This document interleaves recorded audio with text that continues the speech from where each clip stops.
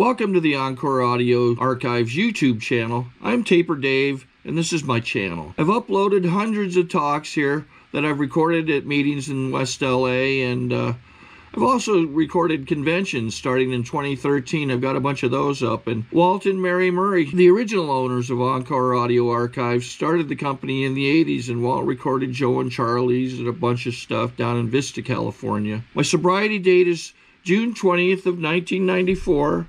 I hope you find something you like, so please like and subscribe to my channel and comment down below. If you want to hear something that I don't have or that you don't see, I'll see that I get it. Anyways, take care and have a great day if you want to. Again, I am Hugh B., and I am a grateful recovering alcoholic. My sobriety date is December the 5th, 1983. Thank you. You'll hear me say several times that I'm grateful to be a recovering alcoholic. I'm grateful for this fellowship because I truly am. I can stand here and tell you that, like a lot of people, I've had a drunk-a-log. I had members of my family I was raised in that were alcoholics, and they'd never had the good fortune to get into AA. But I always said as I was growing up, well, I'll never be like that. I'll never do that. And I sincerely meant that when I said it to myself. And things changed. A whole lot changed. I'm going to take a few minutes to tell you that last night I was talking to Don S., and Don and I have known each other since back in the early 60s. I lived in the Delta. He lived there, and he used to drink in an establishment that was operated by my father. And anyway, we knew each other, but I knew Don had gotten sober, and I asked him what his sobriety date was. He said it was December the 24th of 1964, and I thought about it. 1964, that was a good year for me. I was young. I was 2 years out of college. I had a great job. Things were going great for me. It's sort of like this. My life was going up, up, up. But my drinking started going up, up, up, because the job I was in, I had the opportunity to drink just about every night if I wanted to, free of charge. That continued for several years. I went through a lot of things like a lot of people. I found someone that thought I was in love with. I got married. I made a geographical change, went to Washington. Things were going great. Came back. My job continued to get better. My drinking got more. Then a few years later, the marriage fell apart. Jobs fell apart. Things began to go down. Then I sort of hit a plateau with my job and my life. But my drinking continued.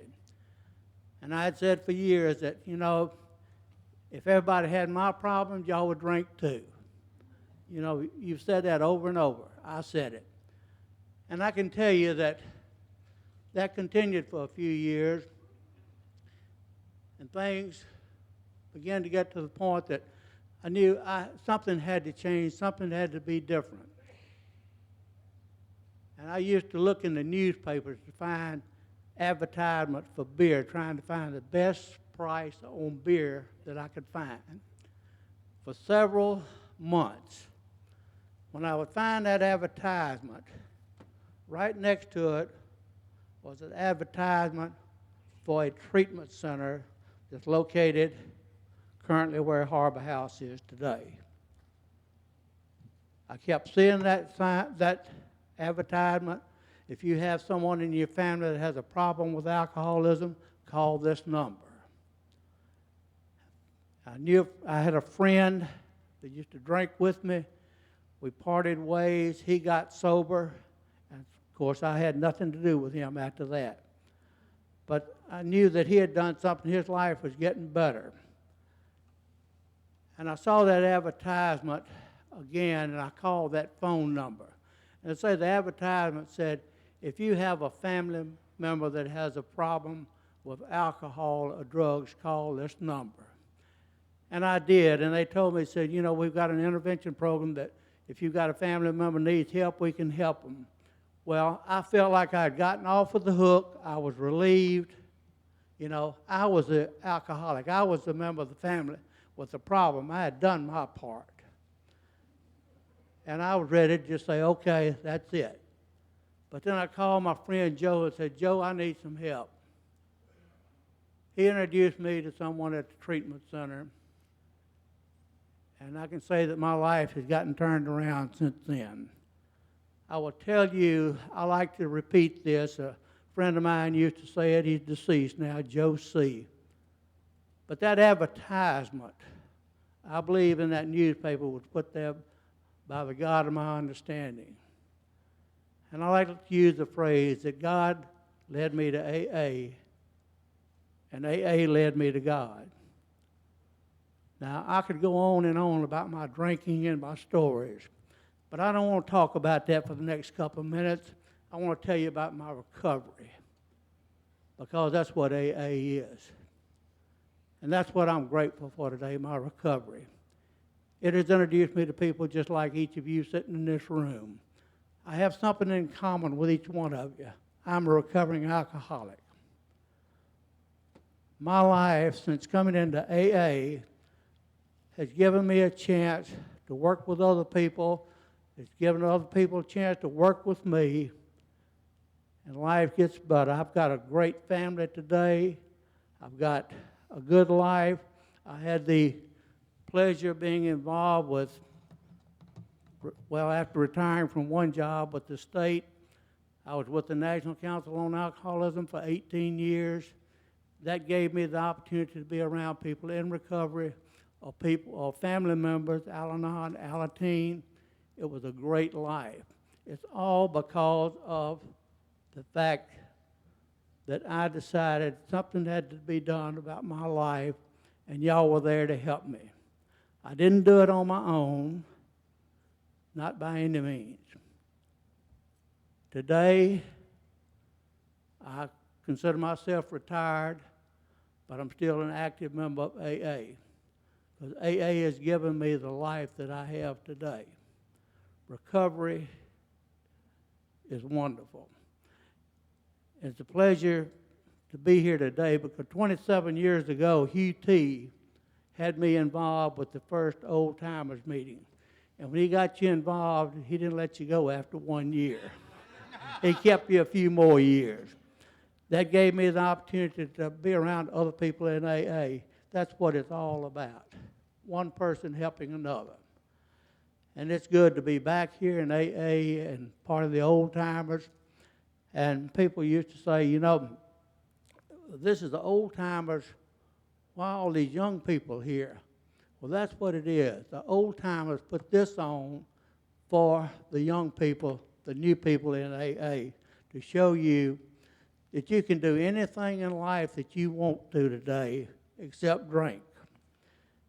And if you just follow those 12 steps of Alcoholics Anonymous, get you a good sponsor, get you a good group, and go to meetings. And another thing that I firmly believe, that you can go to too few meetings, but you cannot go to too many AA meetings. So I know there are other panelists going to be speaking today, but I want to tell you thank you for the opportunity to be here.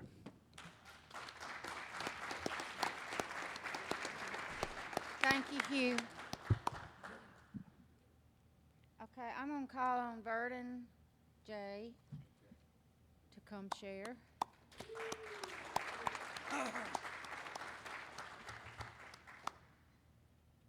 Get my timer. 5 minutes? Good. Hi, everybody. My name is Burden J. I'm an alcoholic. Hi, Burden. My sobriety date is December 18th, 1988, and for that I'm eternally grateful. Depending on how this talks go, I might be thanking or cussing my sponsor. He told me I couldn't have any notes when I got up here, and I'm not really a on your floor type of speaker. I like to be well prepared, but in any case, I know there are a few things that I really want to say and that I think are worth saying. probably the most important thing I would tell you today is that the best decision that I ever made in my life was to stop drinking. When I came to this program back in 1988, my life was in shambles. I was about to close a business and lose everything I had. I was in the process of getting a divorce. I was depressed to such an extent that I found it very difficult to work, found it very difficult to stay employed.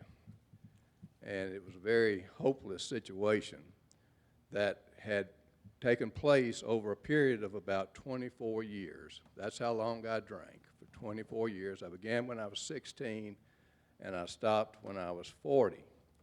I thought, well, my life was going pretty much similar to Hugh's in the early going. I was excelling in school, excelling in athletics, had a very promising future.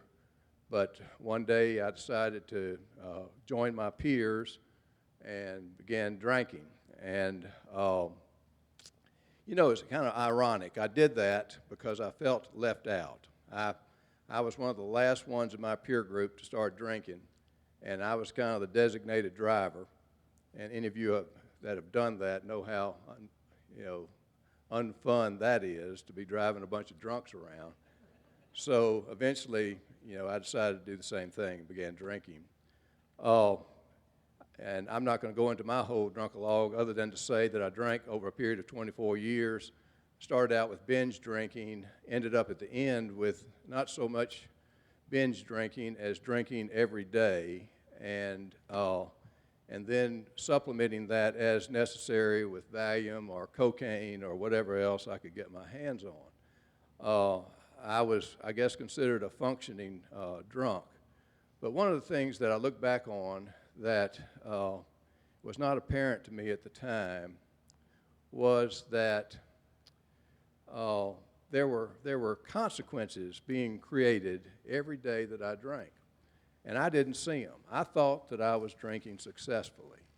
In fact, when I got to AA, I didn't come because alcohol was kicking my butt. In my mind, I didn't. I came because my life was unmanageable. I came because all these events were coming down in my life, and I was completely frustrated. I had been taught that I could be successful in anything I put my mind to, and then after 24 years or longer in business, I found myself, as I mentioned earlier, broke, confused, and completely frustrated trying to run my own life. So I was ripe for this program, and when it was presented to me, I took it. It was kind of an interesting deal to me anyway, that when I got word that my wife wanted a divorce, of course that started the ball rolling, and I remember going up to Greenville, where I'm from, and being at my mother's home and being in a room alone and hitting my knees and saying, God, I cannot do this anymore. I am just completely whipped. I need you to help me.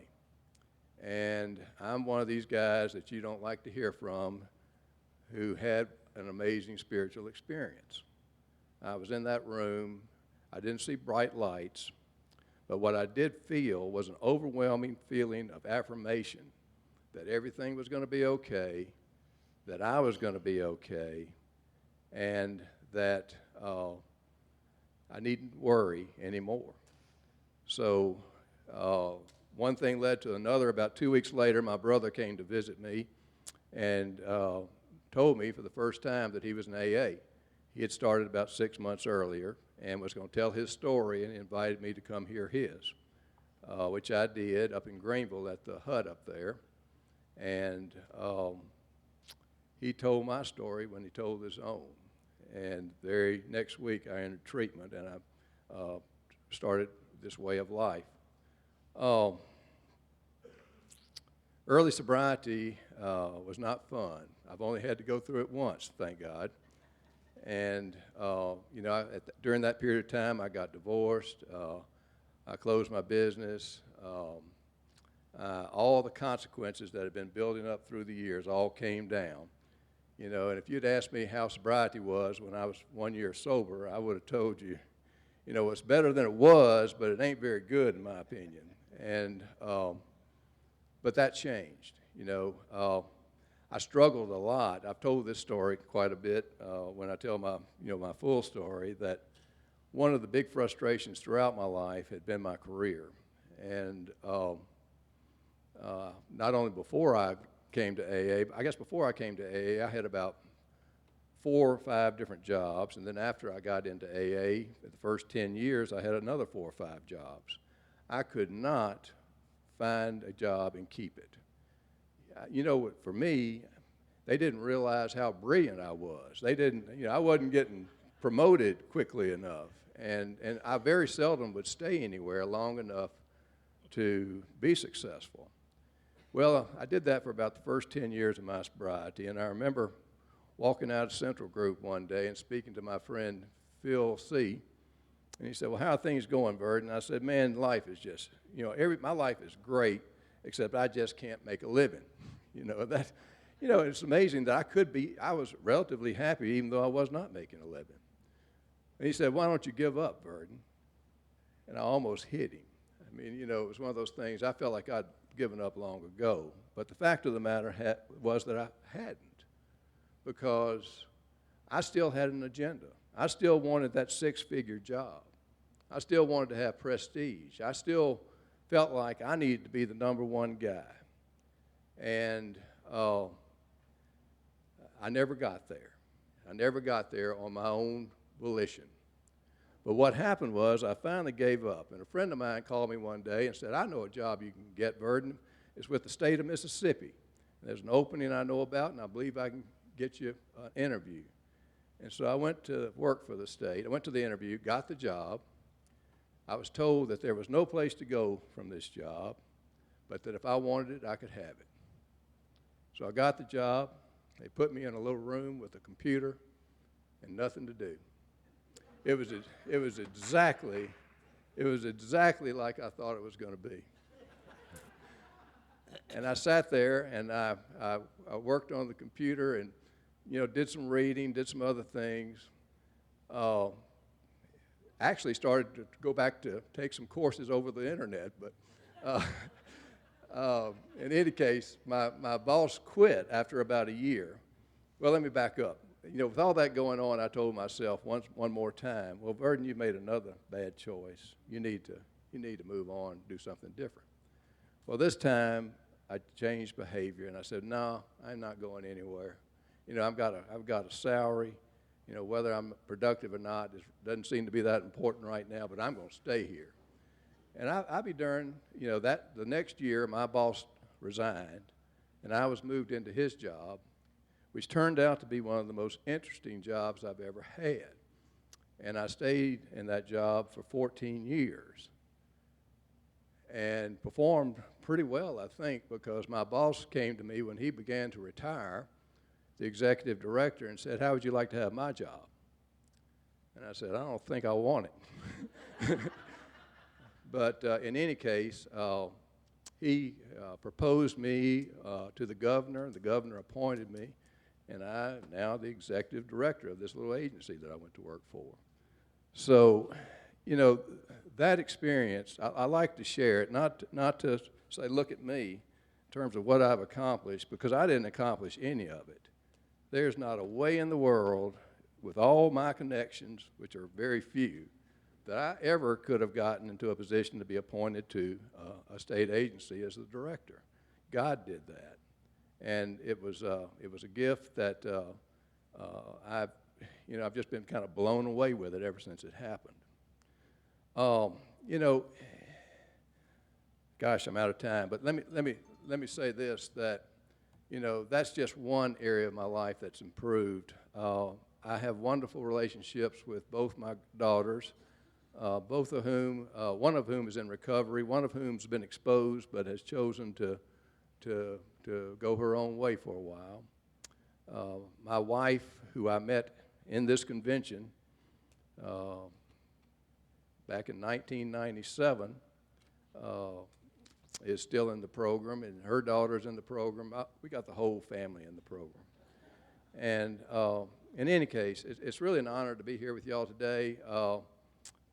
For the newcomer, I think the message I'd like to send to you is one of hope, that there is a way out, that there is a really good way to live, and we found it, and we'd like to share it with you. Thanks. Thank you, Verdon. And next, Mr. Joe M. Me, okay. I'm Joe, and I am an alcoholic. Because the AA program works one day at a time in my life, I haven't had a drink since St. Patrick's Day of March the 17th of 1964, for which I'm very grateful. Yay! I guess I ought to tell you my little story first, huh? Everybody's got to tell a story. There was a Salvation Army preacher, and you know they make a little sermon every day. They have to, and the people that stay there got to listen to it, you know. Well, he finally realized he wasn't doing much good with these drunks. So he thought he'd do a little show and tell.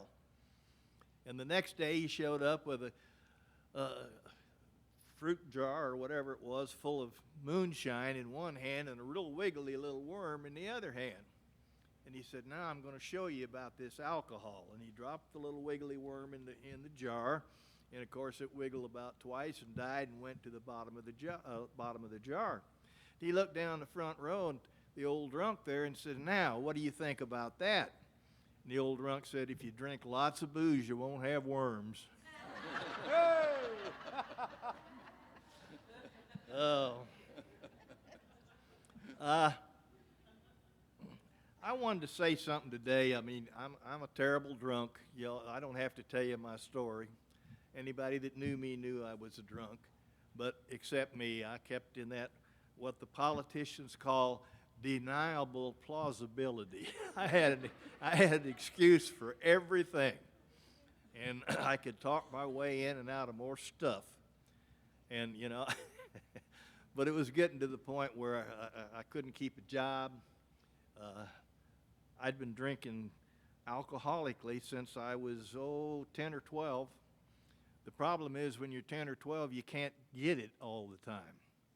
You know, it's kind of hard to get. You got to steal it or be with some compassionate people who will get it for you or something. But as soon as I was shaven by the time I was 13, and I had all the credentials. They were bogus, but I had them. And I could always produce the booze for all the parties. My family used to tell me, if you just wouldn't run with those people, you'd be okay. And those people were all running with me. And that was the truth. Anyway, I started drinking, like this morning's speaker, pretty doggone early. And, you know, I drank for about 13 years, and then I crashed and burned. I have no education to speak of. I can't do anything when I'm drinking but drink. That is all I can do. And when I got through drinking up till now, I found I couldn't do anything without drinking. I didn't know what to do. I was so afraid and so scared. And you see, I had found booze when I was, at least by the time I was 12 or 13. That's when I found out what booze would do for me. And once I found out what booze would do for me, I was doomed, absolutely doomed. And I believe that all emotional growth stopped the minute that I could learn what booze would do for me. It made me complete. I was never complete unless I had a few drinks. I never felt like a human being. And in a crowd like, I didn't do people. I mean, I just stayed as far away from them, and I could talk.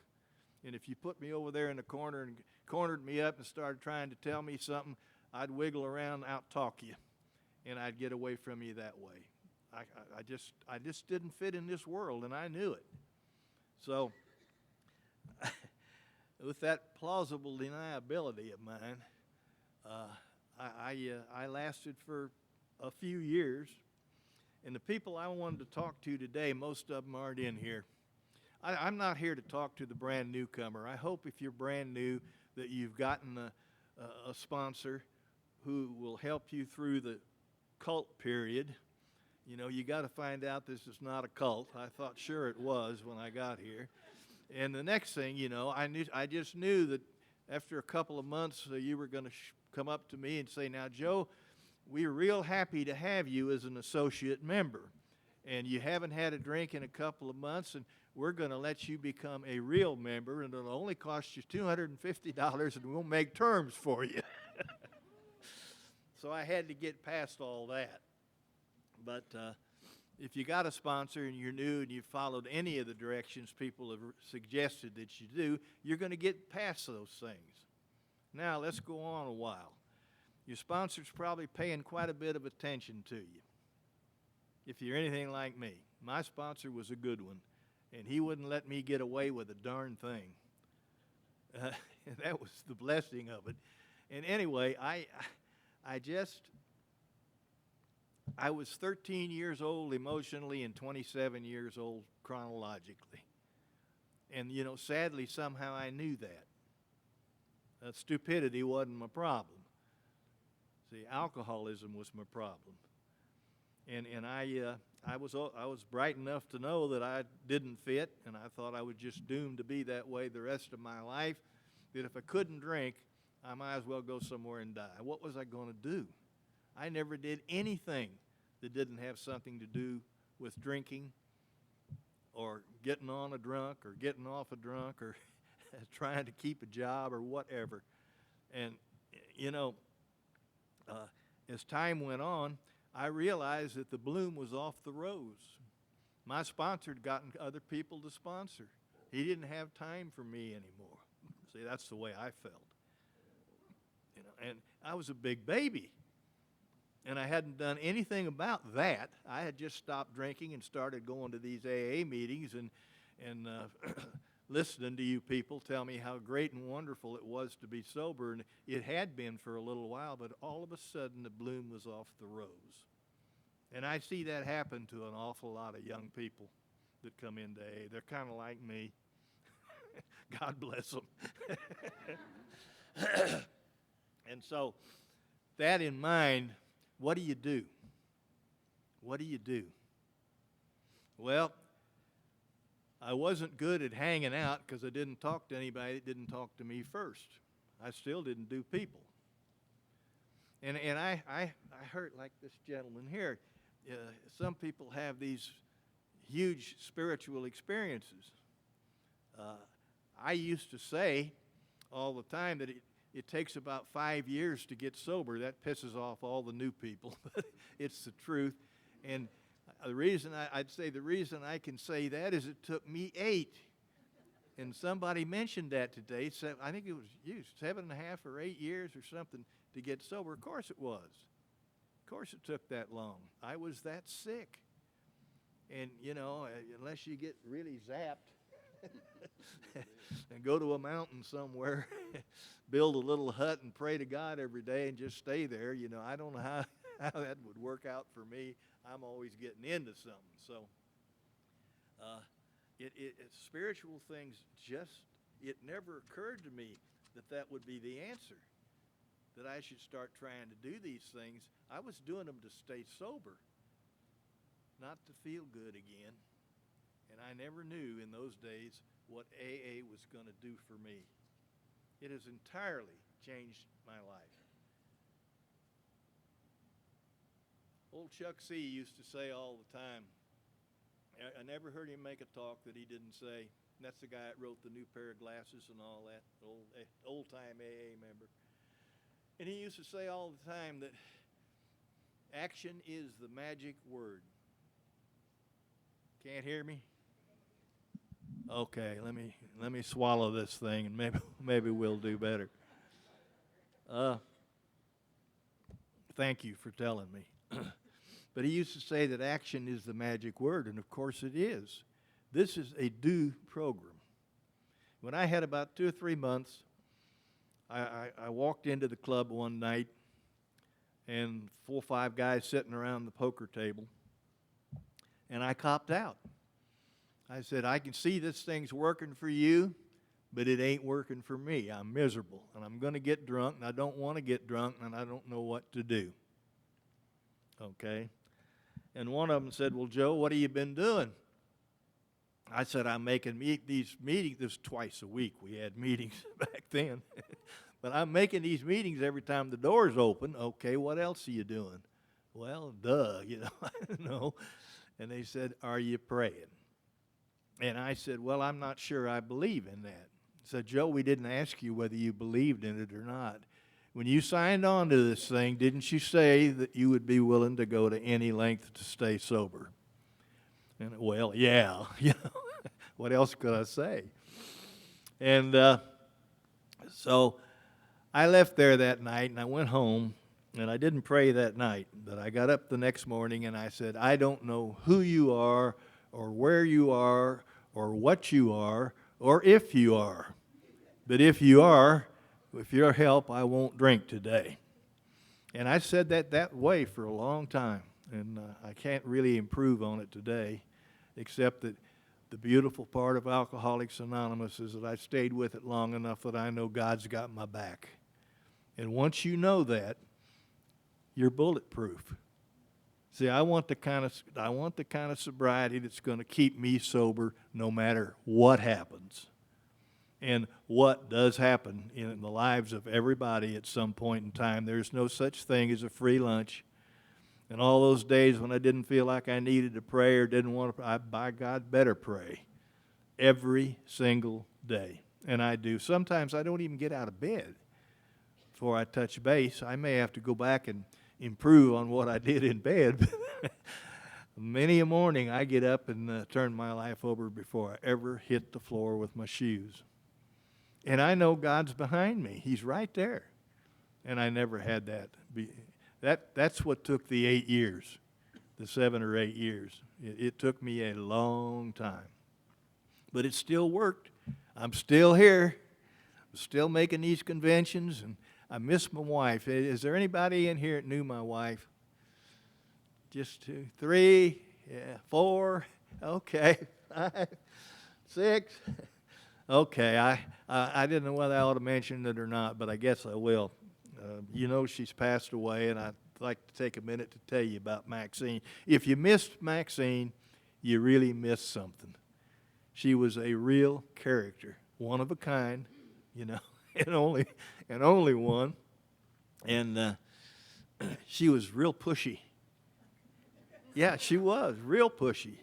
I remember when she had about a year, some visitor came in to an old Central group down there and was sitting on the couch. And she walked in and walked right over to him and found out who he was and where he was from. And then she started telling him about what he ought to be doing in the AA program. And finally, he was real nice, but he said, well, lady, I've got 7 years. Maxine had about 9 months. Didn't bother her a bit. But anyway, some loon asked me after we'd put her in the ground, do you ever worry about where Maxine is? And I said, let me tell you something. If Maxine isn't where we all would like to go, none of us is going. Because she spent her entire rest of her life helping other alcoholics. Yeah, she took care of the family. She cooked, washed the dishes and stuff like that. But I mean, other than that, everything she did was for people in Alcoholics Anonymous. Some people go around and collect stray animals. And Maxine went around and collected stray people. And she'd get them in the house, and guess who had to get them out? All but one. I was working nights, and I'd sleep in the daytime. I'd wake up. She was working days. And I'd get up about 4 o'clock in the afternoon, and this gal that had been staying with us for a few weeks, she's sitting there on the couch. I came in, all sleepy-eyed, and, hi, how you doing? And I looked over on the couch, and there this gal was, and she had her slip on, and that's all she had on. About that time, the front door opened, and Maxine came in.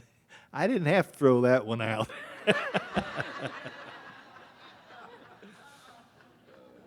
But she was quite a character, and a lot of fun to be married to. And you know, had apparently had cancer and nobody knew it, and she was full of it when she died. And she was awful tough with pain anyway.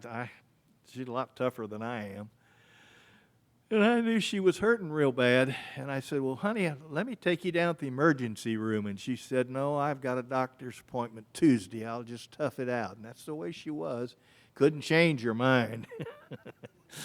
So I took her down there Tuesday, and they took one look at her and sent her right to the hospital. And I started home after I got her comfortable, and I started home when they called me back and said she may not last the night.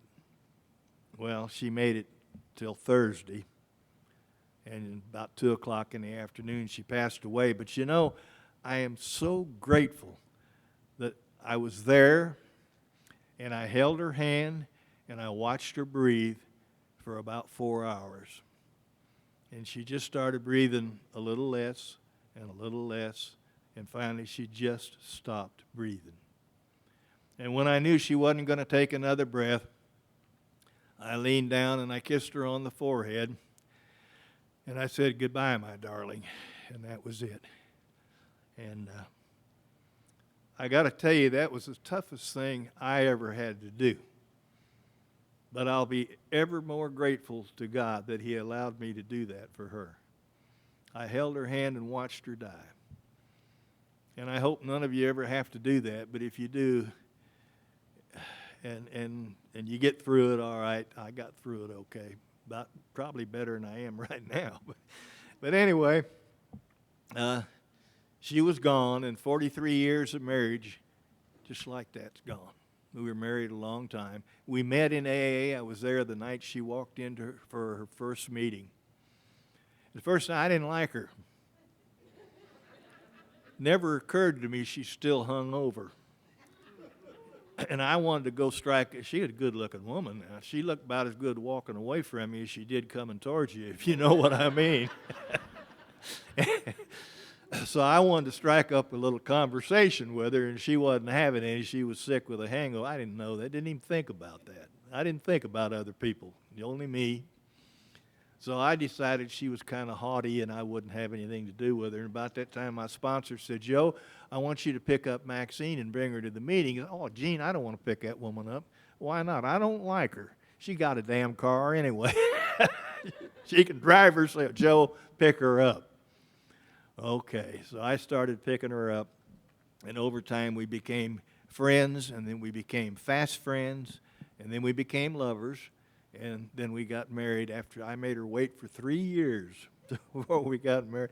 I'd seen too many of these AA romances and what happens to them, okay? So we got married when she had 46 years sober when she passed away. So I miss her a lot. And I feel a little funny because for many years around here, when I lived in Jackson, we were always known as Maxine and Joe. And after we were married about 20 years, I finally got it turned around to Joe and Maxine. It took a while. But anyway, that was the story of our Maxine and Joe, or Joe and Maxine, around here for many years. And I've always had a soft spot in my heart for Jackson because I lived here from August of '64 until August of '71. And I moved to Texas and stayed over there almost 30 years. And when I retired, we went back to Mississippi, where we had originally come from, because we had kids there, and now I got kids there. The people in Texas keep wanting me to move back all the time. Why don't you move back? I said, yeah, if I did, you wouldn't treat me this way. They treat me, you should never treat an alcoholic this nice. It'll go to their head every time. Anyway, they keep wanting me to come back, and I can't. I've got kids and grandkids and great-grandkids over there in Mississippi, south of Mississippi. So I can't do that, but I'm happy over here. I'm probably going to stay here. I'm getting where I can't get around too well, as you can see. And I got to tell you right now, guys, my little pony's over here getting its oats. I got it plugged into the wall. You ever get where you can't go without one of those little ponies, the girls lose all interest in you. With that, I think I'll hush. It's good to be here and good to see y'all. Thanks, Joe.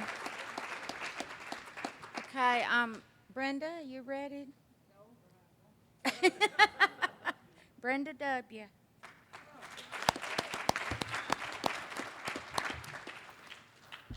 Hello, everybody. My name is Brenda W. I'm a member of Alcoholics Anonymous. Hi, Brenda. All right, and my birthday is February the 21st, 1991, y'all.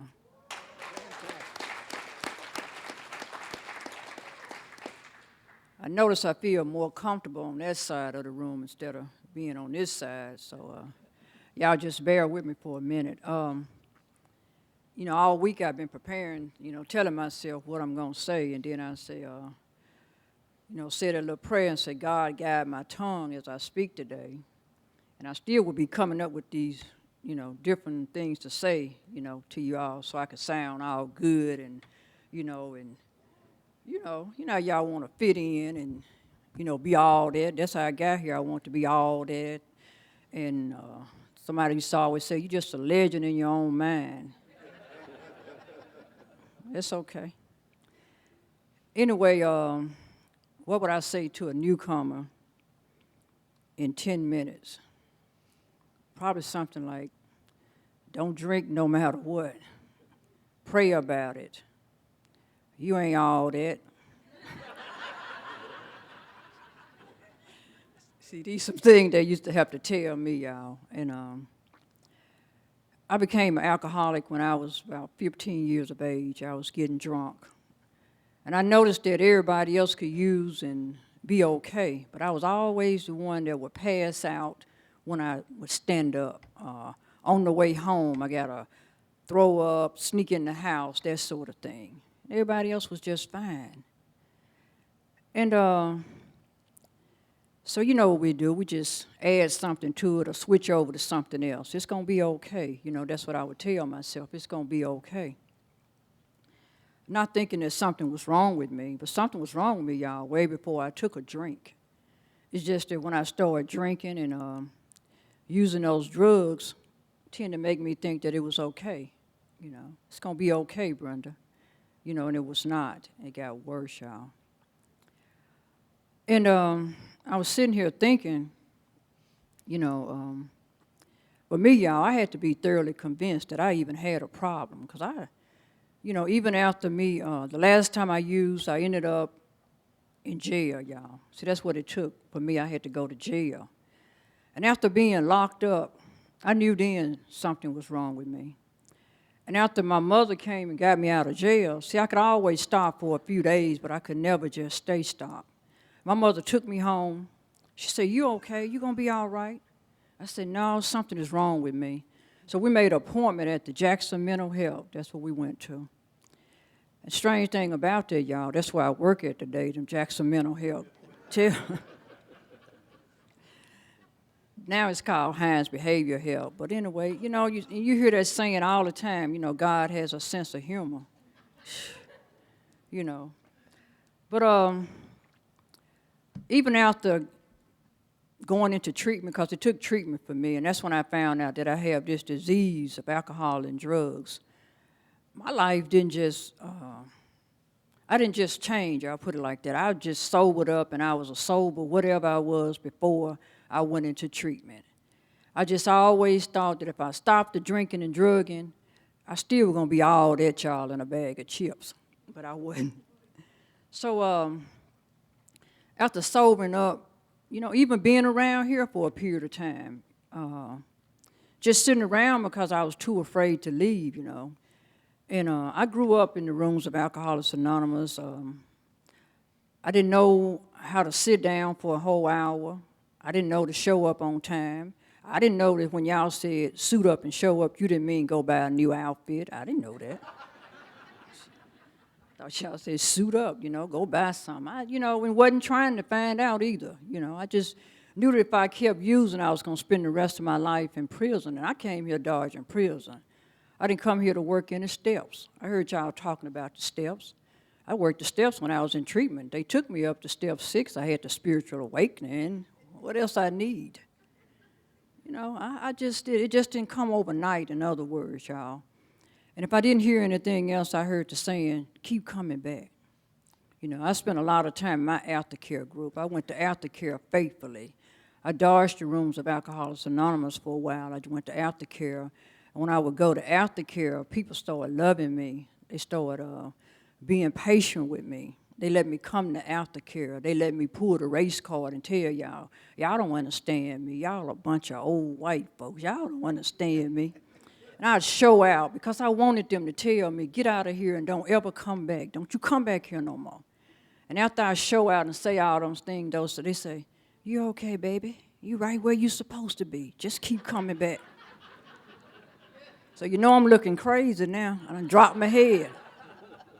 You're supposed to be able to laugh in recovery, y'all. If y'all can't come in here and laugh and have fun, you ain't gonna stay. Because I told myself, I ain't gonna be here long. Them folks ain't having no fun over there, talking about the same old thing. But you know what? I just kept coming back, because that's what I heard. Because they were telling me before, don't come back here. Don't come back over here no more. But to finally be at a place and they tell you, girl, keep coming back. It's okay. You right where you're supposed to be. Sponsor. This how y'all would do it. Only a fool would sponsor themselves. I say, see, now they want to talk about you. Because I said I didn't need a sponsor. I'm going to sponsor myself. Let somebody else get that sponsor. I'm going to be here 6 months to a year. I'm going to graduate and be on my way. Because I ain't supposed to, I'm not an alcoholic. That's what I would tell myself, y'all. But after finally, I first sponsor that I had was somebody that the book talks about, a trusted friend. I could tell that young lady anything. And I remember her giving me something about a step or something. I said, well, I'm not ready for that. I don't need that. You just be my sponsor, you know.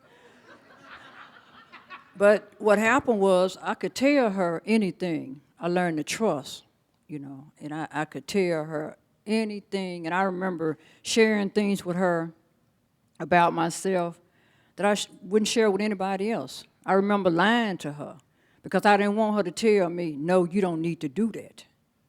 So I go out and do it and come back and tell her. And her favorite saying was, I got the tissue box. I have this tissue box ready for you when you come back. And we boo-hooed and we cried together, y'all. I always feel like I was more grateful when I first got sober. I was so grateful. I would do whatever to stay sober. Y'all know how it is when you go to treatment. They give you a couple of meals. You're fattening up a little bit. It's time for me to be I can be the counselor now. I can tell somebody else how to stay sober. And wow, y'all. You know, and I do get emotional when I speak and think about, you know, what it used to be like, what I had to go through to get here. You know, I be wanting to cry. And sometimes I get that feeling, you know, when you're in church, you want to shout, you just want to run around the room, and I don't know, y'all, but recovery has been really, really great to me. I managed to, you know, go to college, get a degree. Shoot, I don't know. It's like my family calls me up now, asks me for advice, you know, because I still ask, you know, ask God. I used to say, you know, why am I sober? What is the purpose? What's my purpose in life, you know? And it seemed like it just keeps getting better and better. And somebody spoke about, you know, my higher power, which I choose to call God, because I remember going to treatment, y'all. I said, I'm going to make God my higher power, but God was not my higher power when I made it to treatment. You know, when I made it to treatment, I was thinking about how I'm going to get me some money, how I'm going to get back everything I had gave away. So I was still messed up. You know, that was not my higher power. And y'all know how you make them June bugs your higher power, you know. Things like that. I'm telling y'all, it just did not happen overnight for me. It took a whole lot of praying, y'all, trusting the process, holding on, putting some space in between me, the alcohol, and the drugs, making sure that I'm not going to drink and drug like I always did, y'all. Sat around here for a long time, just, they call it a dry. Somebody talking about being happy, joyous, and free. I said, I'm going to make amends, because sometimes I use words that ain't in the ain't in the, that's not in the dictionary, but I got tickled, because I thought about Mr. Hugh when he first asked me to speak over there at Central. I said, now, you know I use them words, but I'm going to try not to use them. But anyway, I'm better than I used to be, y'all. And I mean, they'll come out and they be just part of my vocabulary. I'm going to make amends for them right now. I'm doing good. But anyway, finally, y'all, I got me I don't even know how much time I've spoken, but anyway, you know, that's how it get when you get up here and start getting good to you. You just want to go on and on and on. But anyway, I finally sat down with a young lady, finally got a sponsor. I went over to this young lady's house one day. She was out in the yard working. I went over to take her a pillow for her daughter. I said, I bought this for your daughter. Before I knew it, because I had been around her, telling her, you know, I'm going to finally sit down with somebody and go through those 12 steps. And during this time, y'all, I've been sober for, 18, 19 years, you know, feeling okay. So I thought. But there was always something missing in my life. And the young lady said, well, come on, we're going to go through the steps now. And I selected a young lady, y'all, that has less time than me, but she loves the program of Alcoholics Anonymous, and her name is Tammy E., I'm sorry. And when Tammy and I sat down and went through the steps, it was like she was always trying to protect me, trying to tell me, you don't have to tell people why you're over here. I don't care what they know. You know, I did not care. I just want to be, you know, I just want to be free, y'all. I wanted that spiritual awakening that it says as a result of the steps. Whew. That feeling I cannot explain, y'all, to you all, what I felt at that time. You know, I think she cried more than I did, but anyway, I really enjoyed it, and now we're meeting back up every Tuesday night, having a book study with all females, and I'm really enjoying it. The man that spoke last night brought something to my attention, because you do. Sometimes around here, you sometimes just feel like you just don't want to be bothered, and here come Carrie and John had the nerve to call and ask me to come to the Old Timers Roundup. I was not coming this year. I had something else to do, Carrie and John, but anyway, you know, they invited me out, and that's how God works. He knows what I need, you know. But I still struggle with self getting in the way, y'all. But the God that I have chosen for my higher power, y'all, is a loving God. He loves me in spite of, you know, he's taught me how to reach out to other people, you know, and love other people. Whew. That's awesome for me. You know, to care about people. They say love and tolerance, that's our code. Whew. Heard it, But anyway, I'm just glad to be here. I thank y'all for having me here today. That's it. Thank you, Brenda. And now I'm going to ask Al H. He's probably going to tell you that I saved the best for last, so.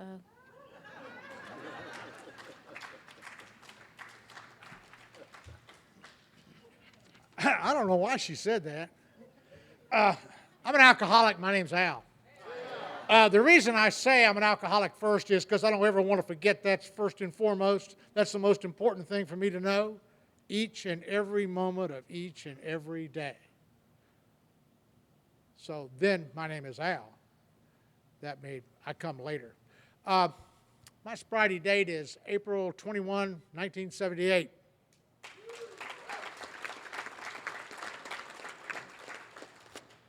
I've been, a couple of things. I tell you, this is really just kind of, John said I had to quit by 5 minutes of 7. Is that okay?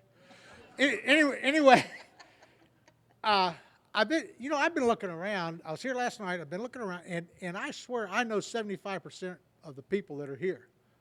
And I got to tell you that is amazing to me. I average at least four AA meetings a week. That's every week. I finally figured out that was helping me, because I was listening to your sponsor and your sponsor's sponsor and your sponsor, and they were all teaching me. So it was important for me to keep going back. Plus, I hadn't had a drink in a long time. So I think that's about 7,500 AA meetings. That's a lot of AA meetings. I see a lot of, when I first came to Alcoholics Anonymous, I went to the old Central group. I have not had a drink since I came to AA. Because they scared the heck out of me. But all of those guys are gone now. All of them are gone. I got to thinking about the very first old-timers. I believe it was 1980. It was at the Girl Scout camp out on Shiloh Road out in Brandon. And we had a bunch of guys that were over there at the old Central group that had a ton of sobriety, some real characters now. And we were going to honor them with a kind of a little gathering. There weren't a lot of AA conventions and stuff back then. It was just, I think there was only 5 AA meetings in Jackson. And so we all went out there. Somebody made a Brunswick stew, and I remember AB was there, and you remember AB, and it was Jack was there, and Bill J was there. That was my sponsor. But like I said, all those guys are gone now. And I'm telling you, that was a bunch of old rummy drunks. So I started drinking when I was 14 years old, and my dad had a liquor cabinet, and I just took a little bit out of every bottle and it mixed it with something. I don't even remember what it was. That's how we drank, because that way he wouldn't miss it. See? And but I remember that booze took that insecure little kid and made me bigger than life itself. I became taller, stronger, better looking. I could dance better. I could talk to the girls. Everything was positive because of that. 22 years later, I'm drinking 3/5 of vodka a day. And I had a pain in my side. And I went to the doctor. And the doctor, this was after I'd gone to the emergency room drunk, and I did something really bad there. I told somebody I was an alcoholic. That is really not a good idea. But they found the tip of my liver down here below my belt. And it's supposed to be up over my, so my liver is like, that's the reason I had a pain in my side. I had a 15% function of my liver, should have been dead. And you know something, today all my liver functions are normal. Is that just, it's incredible, isn't it? Hugh Turner and I got sober together. Hugh had 3 weeks on me, and after he died, at the 4th week, I had him. Because he never, ever let me forget that he had 3 weeks on me. And I'd been such a good guy and such a good friend of his, I wrote his 4-step for him. Isn't that right? I mean, seriously, he couldn't remember what he did in his life. He'd been drunk. But anyway, I'm telling you, we went around on some stuff. I met my wife in AA. We've been married since August 18th, 1979. And it has been, I'm telling you, I was listening to Joe talk about Maxine, and, you know, over the years, I got to know Maxine and Joe and Don, and I believe, you know, those are people that I see all the time. They give me hope because I see them all the time. And but we've been married all this time, raised an Alatot. She thought she was pregnant when we were on the way to a meeting at Central, and we stopped and got one of those pregnancy kit things, and darned if she wasn't. Had an Alatot. And I'm telling you, it's just been, she's the greatest, she's been just such a wonderful person to live with. We do not argue. We don't have crosswords. And it's all because we both practice the program of Alcoholics Anonymous. And I was listening to Chuck earlier, and, you know, I'm an Al-Anon and an alcoholic. My dad was an alcoholic. And so, I was raised in an alcoholic family. I was never going to be as bad as him, ever. Not, just wasn't going to do, well, of course I ended up worse than that. The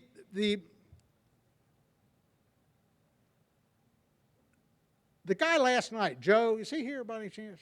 He said something about 14 years in the program. And I was 15 years in AA. I had started with, I'm talking nothing.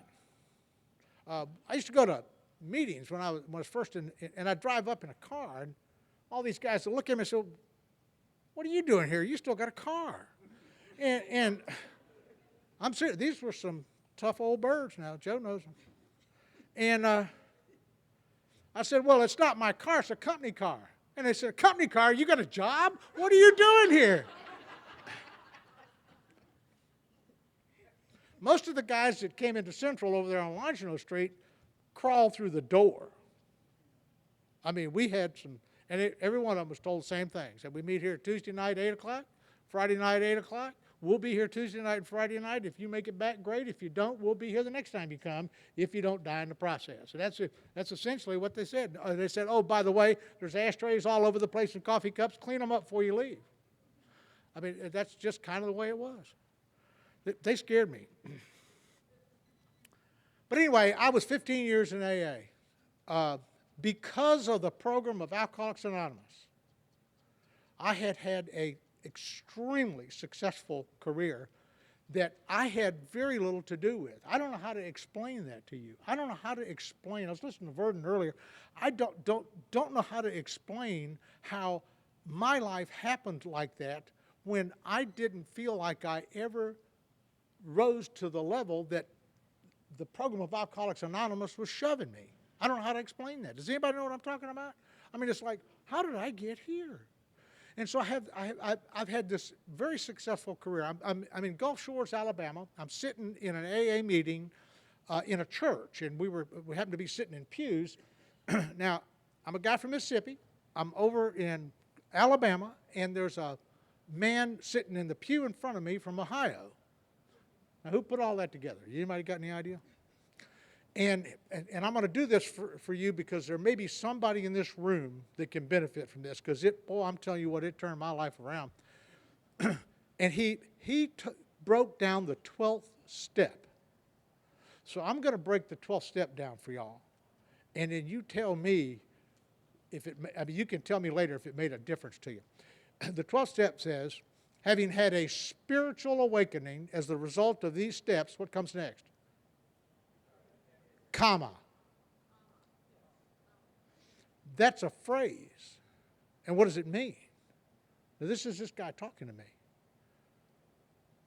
What it means is that I'm having a spiritual awakening because I did 11 things that preceded that 12th step.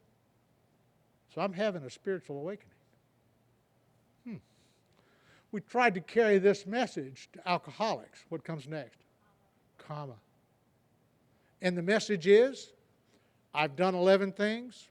I'm having a spiritual awakening. If you want what I have, do what I did.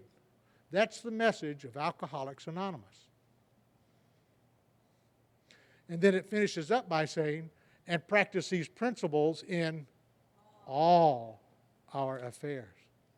So the reason I was having a successful life was because I was working the program of Alcoholics Anonymous, and I was trying to practice these principles in all my affairs. So God was doing for me what I could not do for myself. And I began to understand. Now, what I had to do is I had to go back and rework the steps now, because I'm telling you, I was doing just fine, but I was not having the kind of life that I was about to have when I started working the steps again with full understanding of how a spiritual awakening comes about. So I went back and reworked the steps in a totally different way. There was a guy who came up to me after a meeting one day, a few years later, and he walks up to me and he says, "I used to hate your guts." And, that made me feel good. Because he used to hate my guts. And, today we are absolutely wonderful friends. And it's all because of the program of Alcoholics Anonymous. So, if anybody in here wants anything they have that I have, just do what I did. Here's what I did. I went to a lot of AA meetings. I did not drink in between AA meetings. That's not a good idea. I got a big book and I read it. I got a sponsor. I did what he told me to do. And I have enjoyed a life that has just been unbelievable. So, I'm glad y'all are here. It's a wonderful day today. I love being sober. And as my old friend Fred Shaw would say, ain't it great to be sober? Thank you, Al. Before we close with and thank you all our speakers.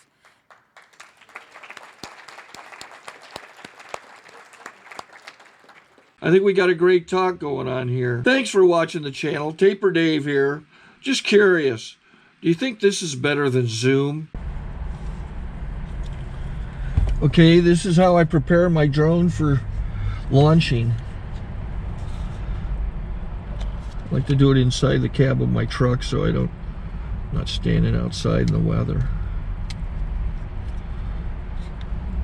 To install the joysticks for control, up and down, right and left, powered on.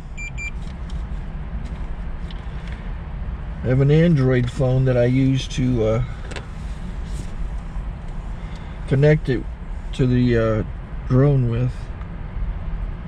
And it's actually controlled through the iPhone, through an app. Oops, wrong way. It's actually controlled through the iPhone, or through this Android phone, through the app. It's actually controlled through the Android phone, through an app, and you connect it through this short connection right here.